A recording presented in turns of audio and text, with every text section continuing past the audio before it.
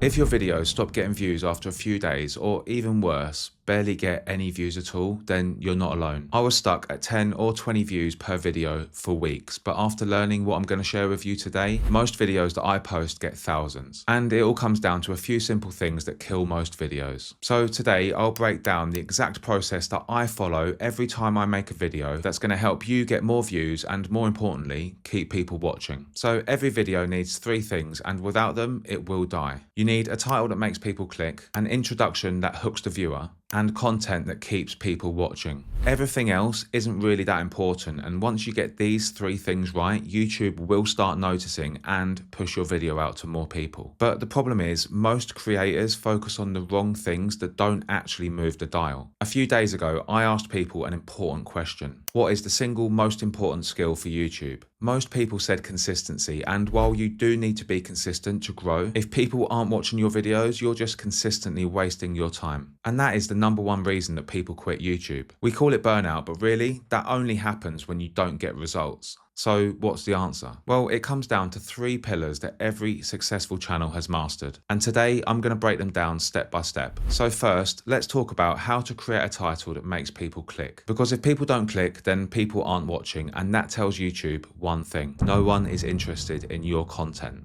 The truth is, you could have the best video in the world, but without a strong title, nobody is going to see it. So to show you what I mean, look at these examples and tell me which one would you click on. Let's say you've just made the best YouTube advice video that the world has ever seen, and you call it My YouTube Growth Tips. Then I come along and steal your transcript and I call it How I Got 1,000 Subscribers in 10 Weeks. Which one are you clicking on? Hopefully you chose number 2 because it's specific, it speaks to a clear outcome, and it adds urgency. When you get those three things right, your title will stand out, speak directly to your target audience, and set you up for the next crucial step where most people go wrong.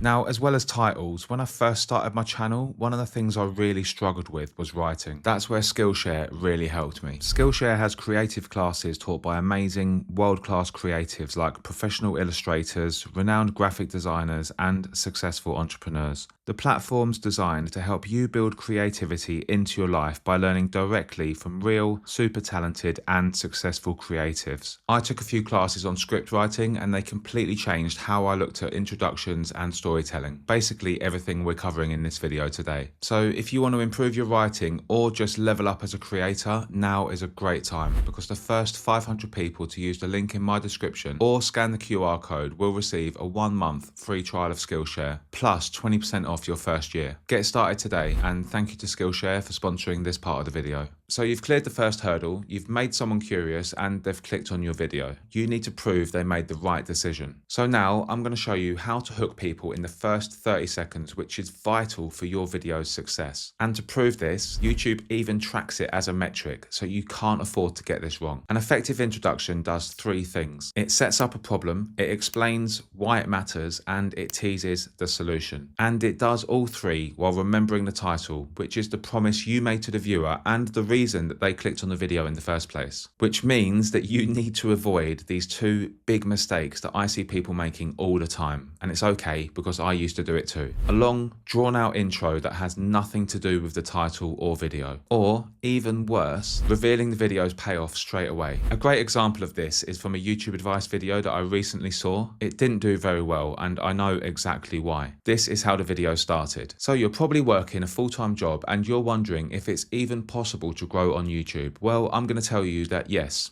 it is. The problem was that that introduction didn't spark any curiosity at all. It just asked a question and then answered it straight away, which is something you need to avoid. Instead, you need to spark the viewer's curiosity and then lead them through the video, making them feel like the answer is just around the corner and that your video is going to take them there. But remember, your introduction doesn't need to be dragged out. Just hook the viewer and move on to what's arguably the hardest part of content creation, which we're going to fix right now: increasing retention, otherwise known as keeping people watching. See, there are three main reasons that people will abandon your video: poor production quality, the intro didn't do its job, or they already got what they came for. The first one is actually quite rare. Unless your audio is terrible, people will put up with less than average visuals, providing the video provides value. The second we've already covered. Your intro needs to confirm to the viewer that they're in the right place and hook them quickly. But the third one, That's what kills a video. And it's the reason that so many people lose their viewer halfway through the video. They set up a problem with the title, they tease the solution with the intro, and then they give away the answer too soon. Now, to be honest, that is great for the viewer. They got exactly what they came for, but it's terrible for retention. Because here's the truth, curiosity is what keeps people watching a video. If you satisfy their curiosity too soon, then they'll just leave. So it's your job to provide value throughout the whole video without ever ending the story. It's called a curiosity loop, and every time you close one, you need to open a new one. Something new for them to anticipate.